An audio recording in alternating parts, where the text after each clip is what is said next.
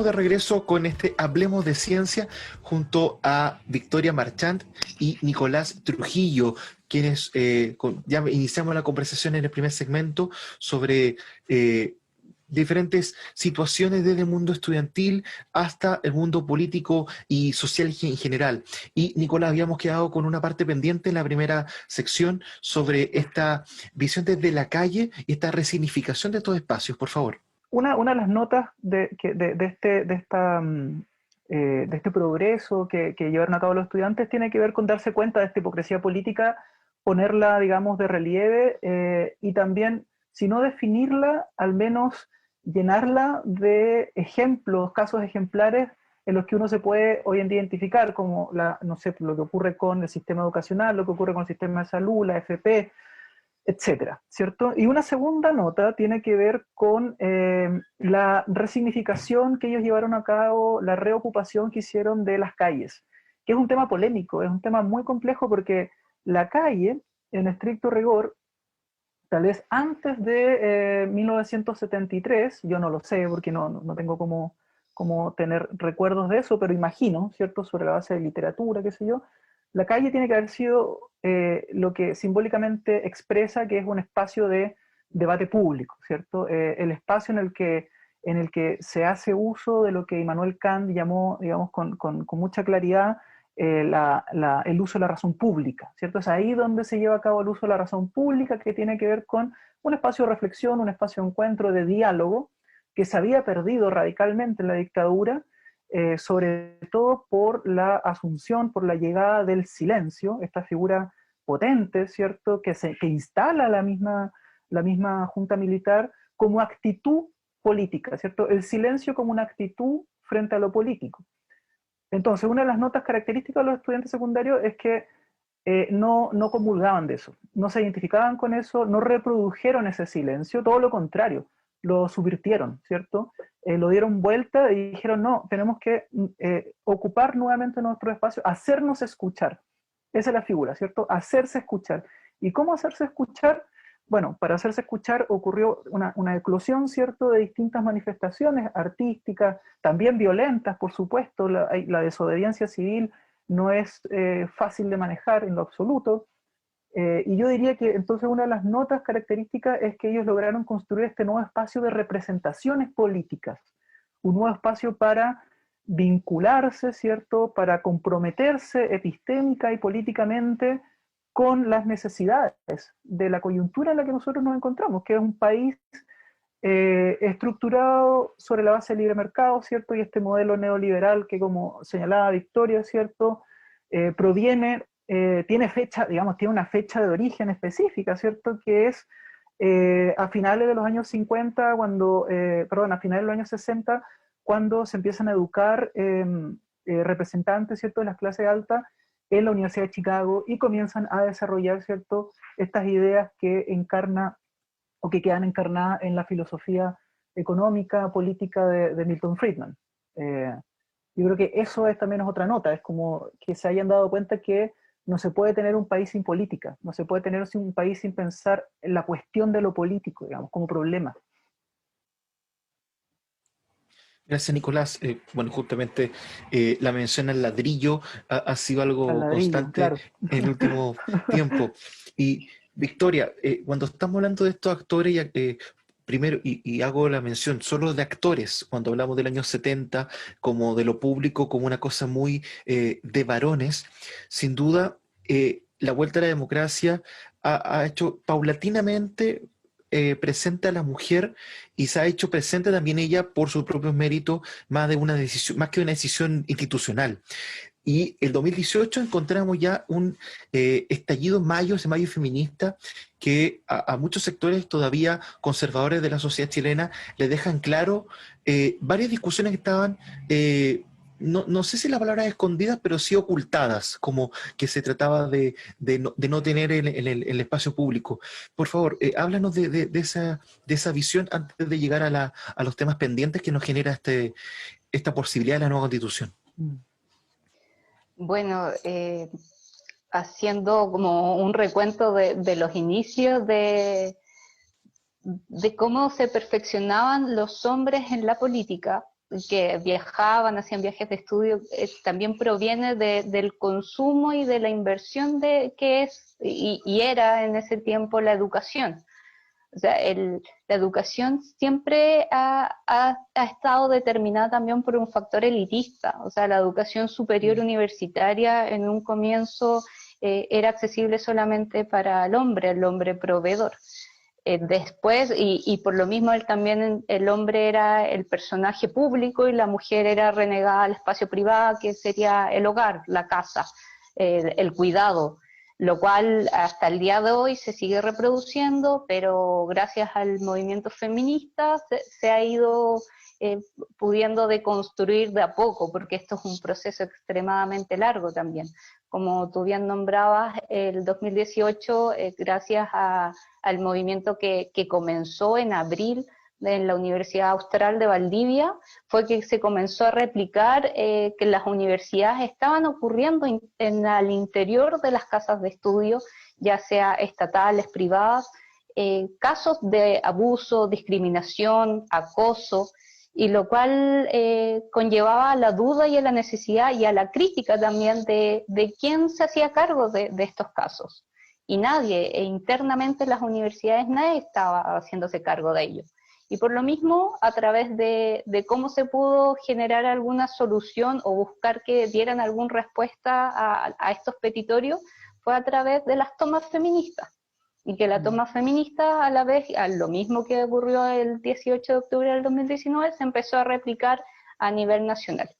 En las regiones, en las comunas, donde estuvieran insertas las universidades, se empezaron a generar movimientos que ya habían de organizaciones civiles de mujeres, pero empezaron a incorporarse en las universidades y a levantar estas dudas en las mujeres estudiantes y diversidades también, que las diversidades, por otro lado, es otro tema, o sea, siempre encasillado como un grupo minoritario, lo cual no es así, siempre renegado, más que las mujeres, entonces por lo mismo la lucha fue para las mujeres y para las diversidades. Y desde ahí es que surgen y se crean las direcciones de género, en la cual en la actualidad yo me encuentro desempeñando como profesional, porque las universidades no tenían creadas estas direcciones o estas unidades de acompañamiento y prevención, como se llaman en la Universidad de Magallanes. Entonces tuvieron que crear cargos que estuviera contemplado por profesionales de distintas disciplinas, que tuviera una persona que fuera abogada, que fuera psicóloga, que fuera trabajadora social, antropóloga o socióloga, para que empezaran a ver estos casos y se empezaran a visibilizar también la necesidad de poder insertarlo y mantenerlo a lo largo de la trayectoria universitaria. Ahí también uno se encuentra con todas las resistencias dentro de la academia. La academia es muy complejo poder introducirse como mujer y poder posicionarse. Se puede hacer inclusive la identificación de las rectorías, cuántas mujeres rectoras existen en el día de hoy, estamos en el 2020. O sea, pero las necesidades están y la movilización están presentes. El 8M, antes de la emergencia sanitaria que conllevó a las cuarentenas, el 8M fue con unas marchas masivas que conglomeraron a nivel nacional de manera impactante. Ese gran eslogan que se ve, que dice históricas, es porque por primera vez como mujeres nos reconocemos parte de una comunidad. Estamos tratando de deconstruirnos de este sistema patriarcal y esta noción de que la otra mujer era la competencia, que ella te daban, te establecían como una noción, como un conocimiento que tenías que ser territorial, porque si no la otra te podría quitar lo tuyo. Y eso como generaciones lo estamos tratando de cambiar, y dentro de la universidad, con académicos y académicas que provienen de una vieja escuela más conservadora, es un desafío inmenso. Aparte de tener que contemplar la solvencia económica que necesitamos como direcciones de género para continuar. O sea, es un tema que tiene muchos factores adversos, pero a la vez tenemos el respaldo de la presión social y que lo cual fue el origen de estas movilizaciones y de estas temáticas que se tuvieron que insertar a la fuerza dentro de la comunidad universitaria. Gracias, Victoria. Y como bien decía Victoria, Nicolás, tuvo que ser necesario movimiento, tuvo que ser necesario un abril y un mayo feminista para que se generen estas direcciones en las universidades públicas, y esperamos también en toda institución de educación superior, para el cuidado y también para la promoción de estos derechos. Pero esto sucede en todo ámbito de cosas, Nicolás, que llega primero la demanda ciudadana, la protesta, la organización y después la respuesta de la autoridad. No hay una proactividad, digamos, de parte de los espacios de la autoridad de gobierno, desde la academia incluso. Claro, uno podría pensar que necesitamos instituciones más proactivas, pero también hay que considerar que nuestro rol como partes de la sociedad civil, digamos, como parte de la ciudadanía en general, es un rol principalmente crítico. Tiene que ser un rol principalmente crítico en el sentido en que tenemos que tener la suficiente percepción, la suficiente atención frente a aquellas situaciones, frente a aquellos casos en donde hace falta que la institución resignifique o vuelva a generar nuevas normatividades para coyunturas que simplemente no pudo prever, digamos, no estaba preparada para eso. Yo creo que ahí no hay que confundir los roles. La institución, incluso la institución universitaria que está sentada sobre la idea de esta universidad humboldtiana, que eso quiere decir una universidad volcada a los nuevos saberes, volcado a los nuevos conocimientos, incluso allí donde tú tienes un ideal institucional de espacio abierto, no vas a tener nunca la posibilidad, ¿cierto?, de que la propia institución piense por nosotros. No es la institución la que tiene que pensar por nosotros, somos nosotros como parte de la ciudadanía, digamos, nosotros en nuestro rol de ciudadanos, de sujetos de conocimiento político, por decirlo de esa manera, los que tenemos que estar siempre atentos y siempre tenemos que velar por tener el derecho, ¿cierto?, a espacios en los que podamos dialogar, espacios en los que nosotros podamos reflexionar y plantear demandas a la institución. Yo creo que pensar a la institución como nuestro enemigo, que lamentablemente es la situación que tenemos hoy en día en Chile por el track histórico que estas instituciones tienen. Pero tener esa idea de la institución como la enemiga me parece absolutamente dañino, es una postura muy dañina, porque ya estamos viendo qué ocurre cuando uno pierde la confianza en la institucionalidad, ¿cierto? La desobediencia civil, que puede ser una manera de manifestación legítima, se transforma en una violencia ilegítima, por ejemplo. Perdiste la confianza, por lo tanto ya no tienes representatividad y te sientes con todo el derecho de, por ejemplo, destruir o de opinar sin un fundamento, opinar sin conocimiento. En esa situación, en ese estado de cosas, no nos vamos a entender nunca. Para poder entendernos, nosotros necesitamos ser parte de un horizonte normativo, ¿cierto?, que está instanciado en las instituciones, y las instituciones tienen que ser lo suficientemente abiertas para escuchar la demanda social. No necesariamente para reemplazarla, pero sí para escucharla. Somos nosotros los que tenemos la responsabilidad, y ahora más que nunca, ahora que viene un proceso constituyente, tenemos la responsabilidad de adoptar el rol de sujetos de conocimiento político, de sujetos de conocimiento social, ¿cierto?, de informarnos, de educarnos, de participar.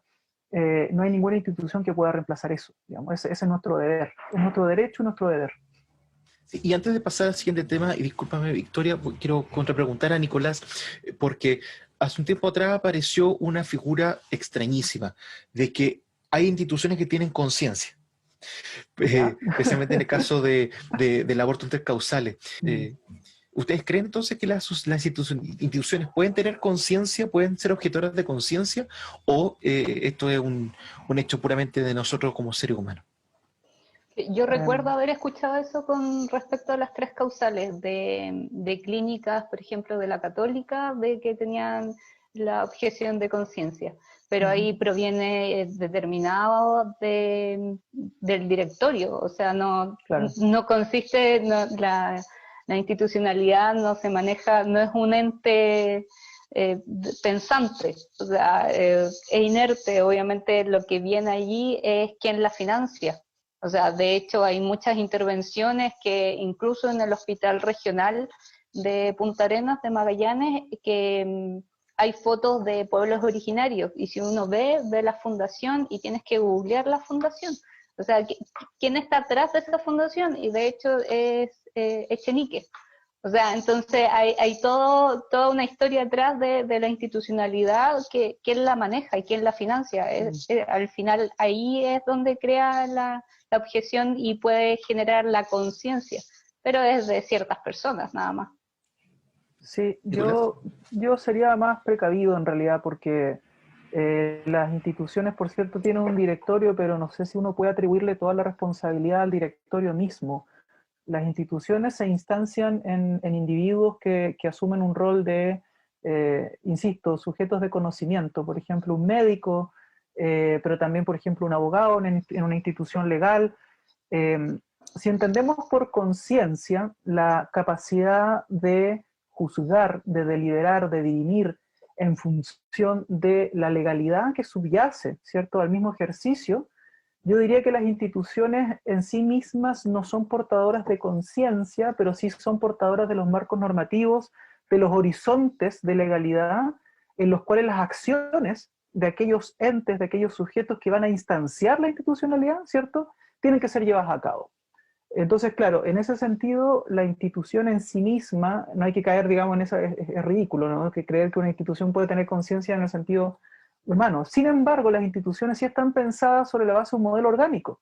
Un modelo orgánico es decir, un modelo que se comporta, ¿cierto?, y se conforma de una normatividad, un cuerpo de leyes, ¿cierto?, posibilidades y límites de acción.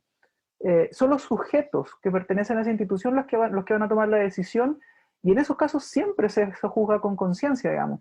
Ahora, uno puede, por supuesto, rebatir y estar en contra, sobre todo en el caso del aborto en tres causales, uno puede estar en contra de decir, y de aceptar que un médico, el médico de turno, sea el que finalmente va a tomar la decisión. A mí eso me parece un craso error, una muy mala manera de entender la conciencia de las instituciones.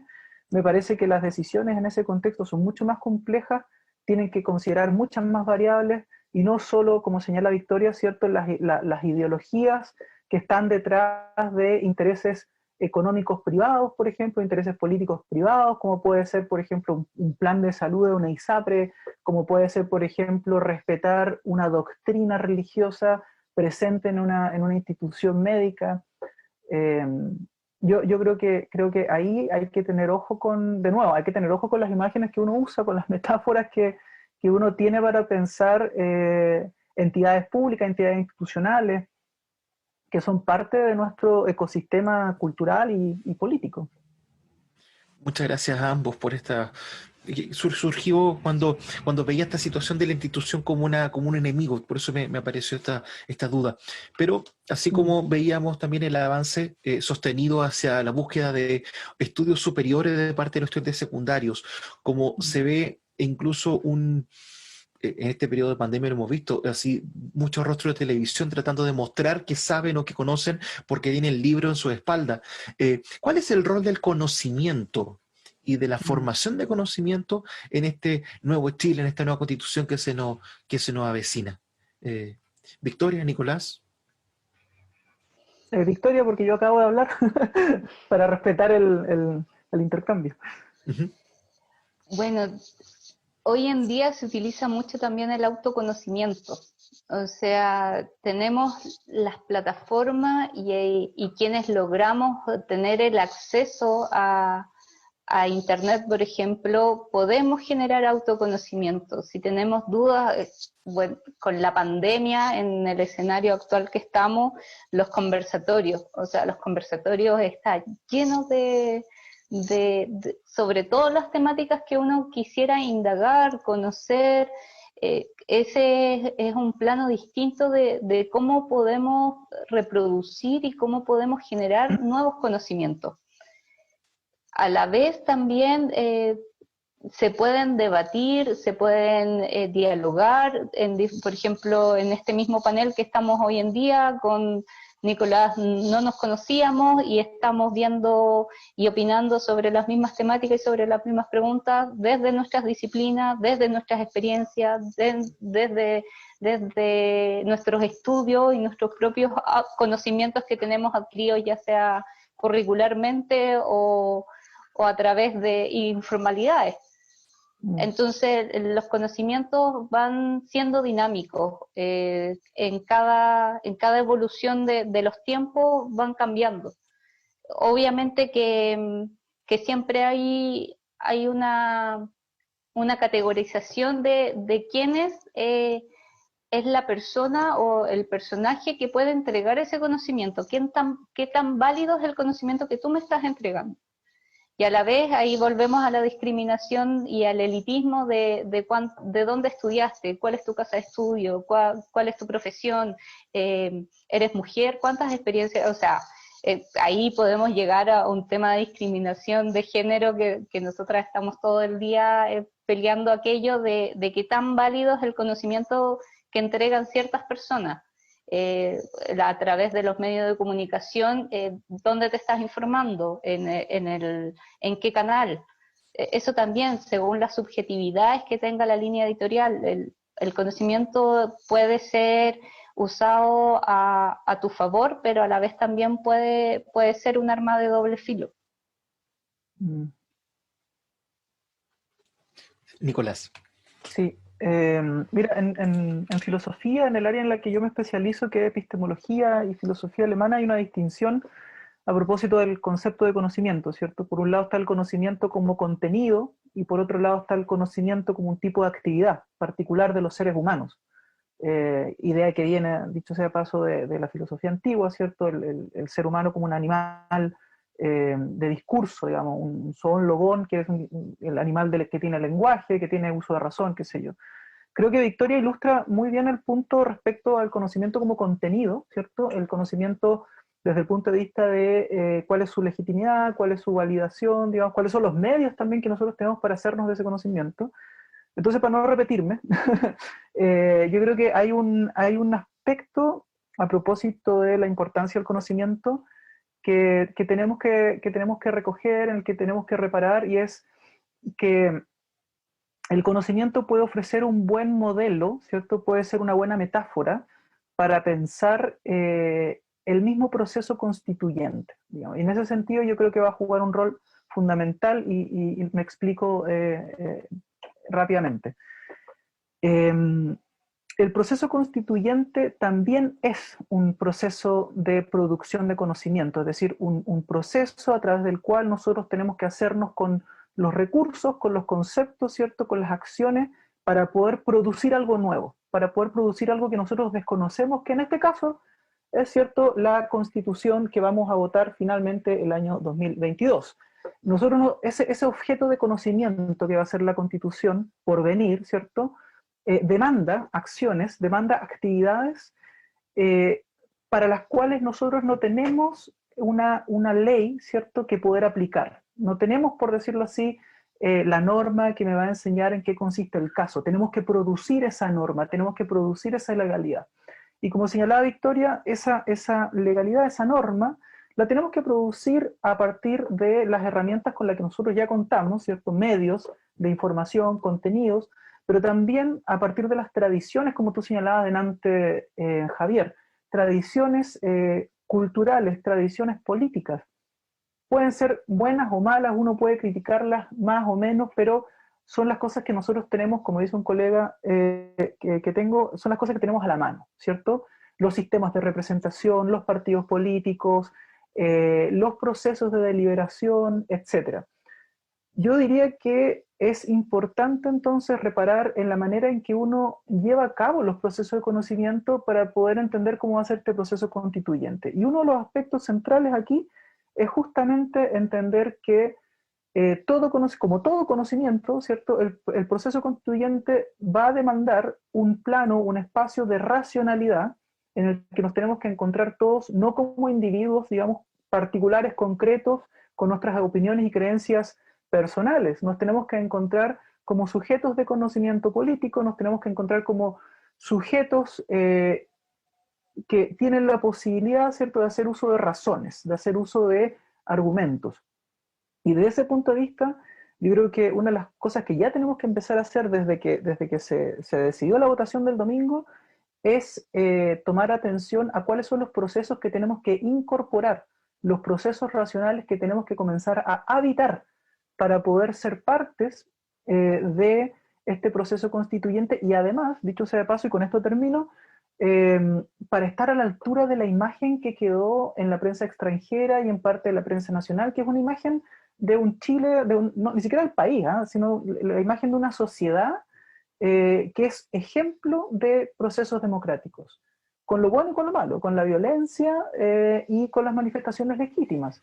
Una sociedad que dejó la vara alta en el sentido en que dio un ejemplo de lo que es una democracia en el siglo XXI, ¿cierto? Y para poder estar a esa altura, entonces, nosotros ahora tenemos que asumir esta tarea de comenzar a generar los espacios, las prácticas, los compromisos, ¿cierto? Los mecanismos de racionalidad a través de los cuales nosotros podemos encontrarnos en la esfera pública, encontrarnos, como dice también Victoria, en los distintos espacios de representación y de diálogo y poder dar una discusión que esté a la altura de los tiempos. Y además una discusión para la cual lamentablemente todavía no tenemos representantes, porque no nos olvidemos que aquí en Chile tenemos una crisis política de representatividad. Entonces, si no es la sociedad, ¿quién va a ser, digamos? Tenemos que estar a la altura de eso. Y ahí el conocimiento juega un rol fundamental, por supuesto, como actividad, como acción. Victoria, Nicolás, gracias por la conversación. Sin duda se nos hizo muy corta esta segunda parte y en la primera igual para poder seguir conversando, así que buscaremos el espacio y la instancia para poder dialogar aún de tantas conversaciones que quedan por venir en este proceso constituyente, para profundizar más de los temas que ustedes ya plantearon, y esperemos que las personas que en la casa presenciaron y escucharon esta conversación también les genere un espacio de diálogo ahora con quienes comparten y cohabitan ese lugar. Así que agradecerle nuevamente en nombre del Par Explora, y esto ha sido Hablemos de Ciencia en este segundo episodio.